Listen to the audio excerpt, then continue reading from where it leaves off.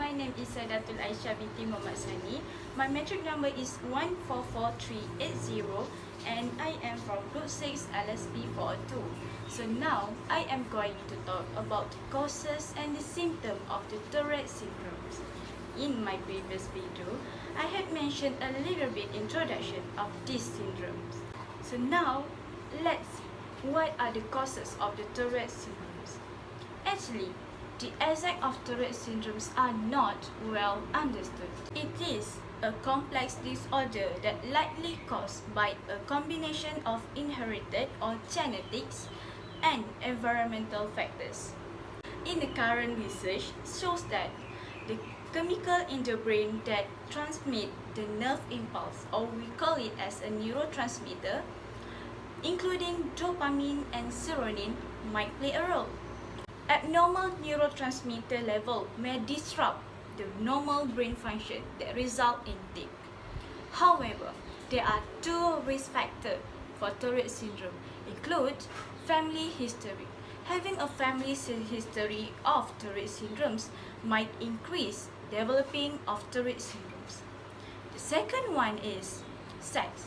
Surprisingly, male are about 3 to 4 times more likely than female to develop a symptom of Tourette syndrome. How do we know we are having these Tourette syndromes?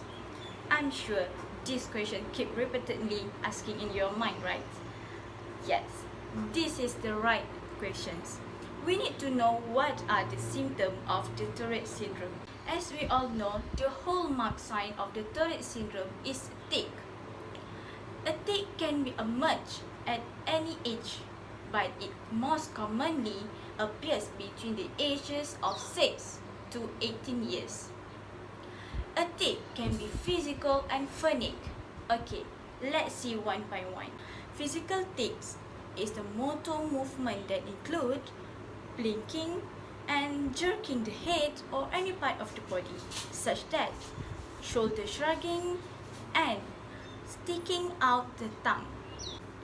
For phonic tics, the person may utter the sounds such as grunts or squeaks and words or phrases like clearing the throat or sniffing. There are two main classifications of tics, which are simple and complex tics. What is the simple tics? Simple tics involve only one muscle or uttering a single sound. The movements are so sudden, short-lived, and quite repetitive. Then, what is the complex tics? The movement of the complex tics is a very complex, and the phonic complex tics may include a long phrases. A complex tics involve several muscle groups. The example of complex physical tics may include flapping, head shaking, and jumping or hopping. Well, the example of the phonic complex tics may include, the first one is varying one's voice intonations, the second one is echolalia, or they keep repeating what other people say, and the third one is polyprasha, or they keep repeating the same phrase all over again, and the last is coprolalia, which means uttering or shouting the obscene words or phrases. Most people will experience unusual and uncomfortable sensation before the onset of the tics.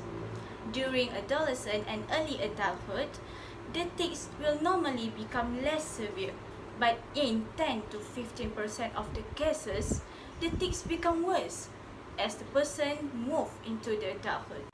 Tics may become more frequent and more intense when a person is facing physical, emotional, or mental stress, such that anxiety, fatigue, illness, excitement, or a recent head injury. Sadly, there is no test for Tourette's, so the diagnosis is totally depend on the sign, the medical, and family history. Not so many people know about this Tourette syndrome. So let's create awareness so that the people out there know the existence of these Tourette syndromes. Let me remind you guys again, Tourette syndrome is not a mental health. but it is a neurological problem. Thank you.